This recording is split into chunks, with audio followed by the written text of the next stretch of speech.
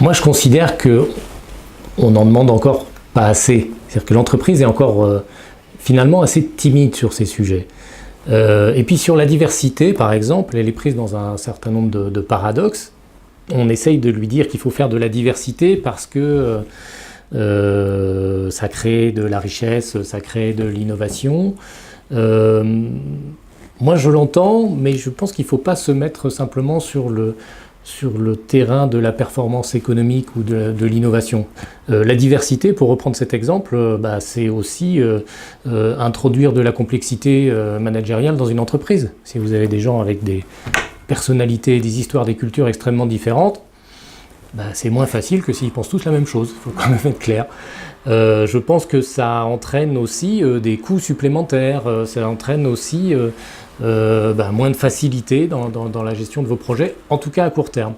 Et malheureusement, tout ce qui ressort à dire que la diversité crée de la performance, je reste assez mitigé là-dessus. Je pense qu'il faut l'assumer, mais je suis assez persuadé qu'on pourrait trouver des chercheurs qui nous expliqueraient que finalement, pas de diversité, c'est aussi beaucoup de performance dans l'entreprise. Donc je pense qu'il ne faut pas se mettre uniquement sur ce terrain. Et par contre, là où je trouve les entreprises timides, c'est sur le plan politique. Les entreprises ont un rôle politique, au sens grec du terme. C'est-à-dire qu'elles doivent intervenir dans les sujets de la cité, elles ont leur mot à dire. C'est un corps social dans lequel se retrouvent finalement des gens avec des parcours extrêmement différents. Les entreprises ont un savoir-faire en termes de gestion de projet, elles ont des moyens, elles ont la capacité d'innover, elles ont peut-être plus la latitude pour expérimenter que l'État ou des grands organismes publics. Moi, je suis persuadé qu'elles peuvent très utilement mettre tout ce savoir-faire, toute cette énergie à la portée de sujets d'intérêt général et de sujets publics. Je suis persuadé que l'entreprise doit s'investir sur les sujets de société et qu'il faut arriver sans doute à mettre en place des organismes de médiation, des associations, un peu comme Passeport Avenir. Nous, on est une association d'entreprises.